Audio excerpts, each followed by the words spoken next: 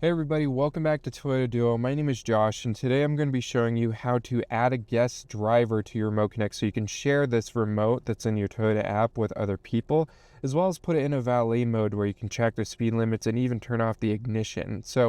But yeah, first off, the Remote Connect is a little remote here in the app where you can see you can lock, start, unlock the vehicle. If I pull up on the little arrow in the middle there, you'll see they have lights, hazards, climate, buzzer, and horn.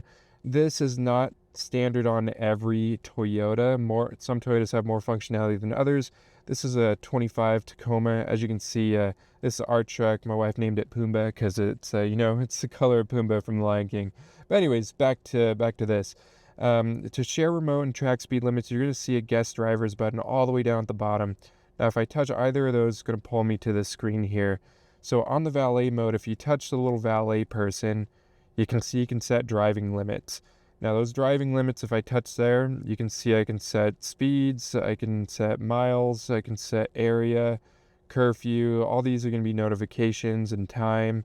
I can also disengage the ignition, which is kind of neat in my opinion. But yeah, I definitely recommend playing around with these and seeing, more functionality you can use. But we're going to go all the way back, and I'm going to press that button again. And you can see at the bottom, I can turn on alerts to on or off alerts on the guest or valet. But I'm just going to touch the guest mode, and you can see I can set driving limits with guest as well, just like that. But let's go back, and we're going to go to the very bottom. It says share remote.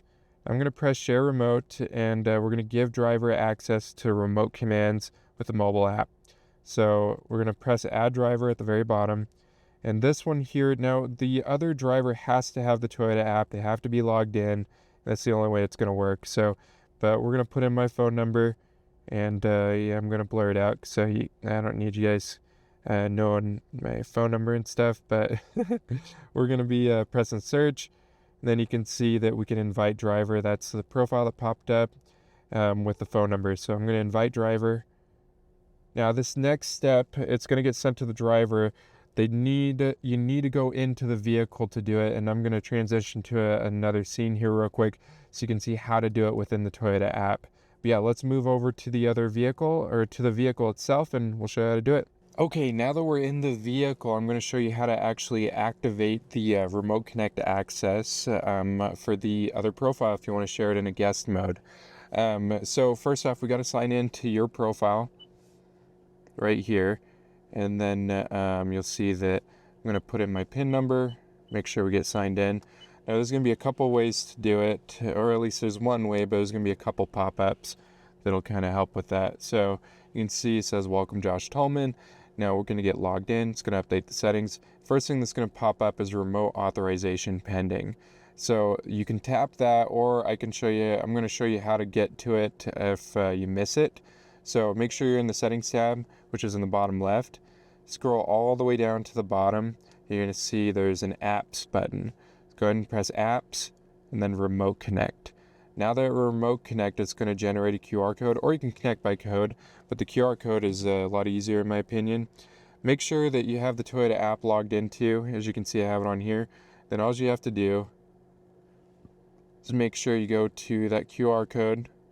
So you can see QR code, we're going to find it, and then it's going to confirm identity. Make sure that you sign in, just like this. So I'm just signing in real quick, just like that. So you can see now that I'm signing in, it's going to link with the vehicle. Remote authorization complete. And then you see I've got my other vehicle on here, but if I go here and I press the little truck that just popped up, now I can see, oh, looks like it crashed. I've been doing a lot of videos today, so I'm not surprised. Okay, now we can see that, I go to the little truck, and then now I have the access to lock, start, and unlock, as well as status, health of the vehicle, distance to empty. I've got all the access that the primary driver had. And then with that in mind as well, I'm a secondary driver, so the primary driver can take it back anytime they want. But yeah, that's a quick how-to on how to gain the remote to connect access.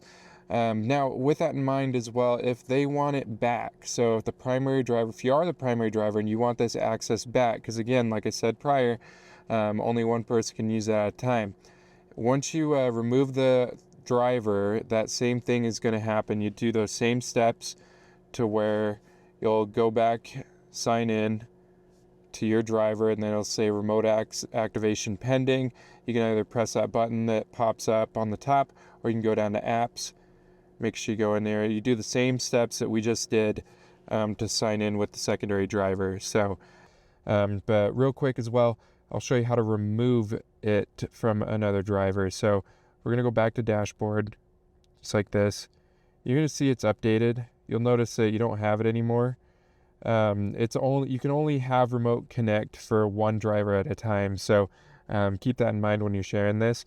If I want it back, I'm going to go back here. I'm going to refresh it real quick. You can see I can go down. That keeps popping up. Our Wi-Fi is about to expire. I can scroll down. You can see your guest has remote access. I can remove driver just like this. And then at the very bottom it says remove, and I'll regain access.